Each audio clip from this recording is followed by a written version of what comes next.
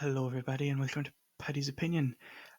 My name is Patrick, your host, and today we'll be talking about the riots that took place in Colook on the 15th of July 2024. Just before we do so, it's probably important just to go back and have a look at Colook. So, Colook is in the north of Dublin. Dublin. It is mainly a residential and housing estate, mainly built for people who live there and kind of work in Dublin. It's about 7 kilometres from Dublin city centre. Borders Artane, Darndale, and Santry. It was mainly developed in the 1960s as part of the expansion of Dublin. It used to be a mainly agricultural area, however, the need for residential housing grew. Um, it was kind of a precursor to the kind of expansion that we saw in the 1970s, where Blanchardstown, Lucan, Clondalkin, and Tala were all built. However, a bit more planning did go into it. However, there wasn't. While there was a bit more planning in there, they still left some significant parts of it out. Um, the infrastructure in the area, kind of with schools and hospital and stuff, it's lacking, but it's not as bad as it is in Clondalkin or Tala. So on to kind of the lead up to the protests. So in that March, the Department of Integration told local TDs and councillors and the Dublin City Council that they were planning on using the former Crown Paints factories in the Malahide Road as a site to house immigrants, mainly those fleeing from Ukraine. Moving on to the next month, in April, a meeting was held with TDs and councillors and representatives from the community through the Northside Partnership to discuss the plan of action and how it was, and they gave out kind of a detailed briefing on what the site was going to be used for, what was going to be built there. There wasn't a time frame given for how long they would be placed there, but they other than that, they just said what the intended use for the site was. So then April to July, there was engagement here and there with the Northside Community Forum to discuss updates and information about the site. However, despite all of this, online there was a growing community of people who are angry with this. There's a growing community of kind of disinformation and spread of disinformation online through the likes of TikTok and Facebook about what was actually going to happen here, who was going here, and there was concerns of the number of men that were going to be stationed here. So then, on the day of the protests on July 15th, around 100 protesters gathered outside the Crown Paints factories on the Malahide Road. The demonstration was at first peaceful, and when it was being organised, it was going to be organised peacefully. It was organised online through TikTok and through Facebook and people sharing it, and that around 100 people showed up. Again, it was mainly just for the opposition of the 500 asylum seekers that were going to be stationed here. Then later on into the morning, then the protests escalate as they light fires at the site and set machinery on fire, including a JCB. They also start battling with police, throwing rocks at the police and spray bottles. The police respond with pepper spray. That afternoon, then, the violence intensifies as protesters started firing fireworks and other missiles at the guards. Several guard vehicles were damaged. There were also additional fires lit inside the property. At the start of the protest, there was around 60 Gardaí who were present. Around 30 of them were with the Public Order Unit. However, due to the intensification of the protest, around 200 more officers were brought to the area. Then in the late afternoon, it began to kind of calm down. The police established a line across the Malahide Road using riot shields.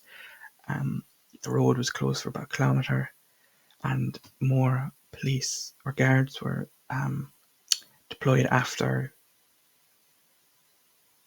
they set up the cordon just to manage the violence.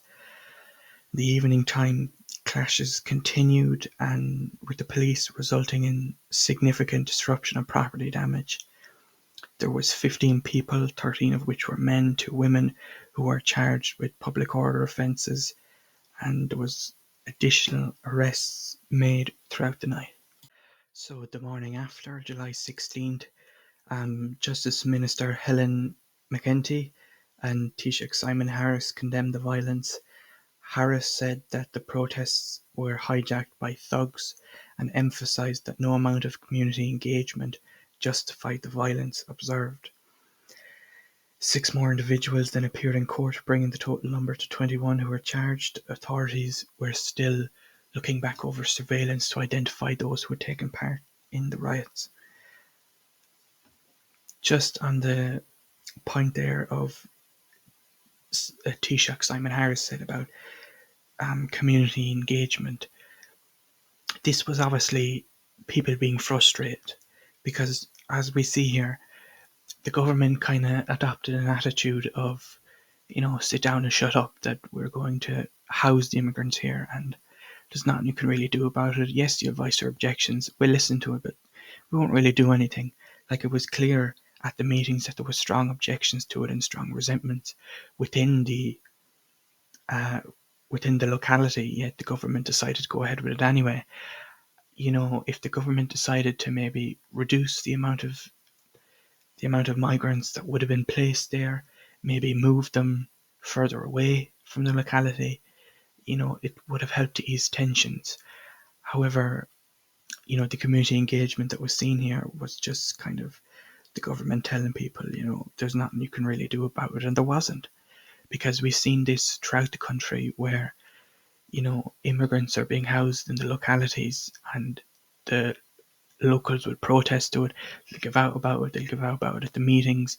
They'll give out about it to the government. Yet the government just, they don't care. They're just sitting there with their hands crossed, couldn't care less about what the people think, and just think that, we'll forget about it eventually. But it's clear in the next upcoming election that immigration is going to take a big role, as we've seen there with the pivot with Sinn Féin, that they have decided to kind of release their plan on immigration.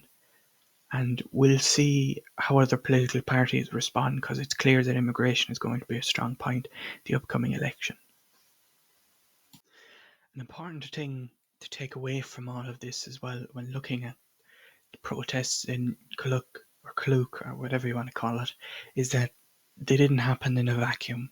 This isn't just some locality or thugs, as Simon Harris saying, that have taken the opportunity to kind of rampage.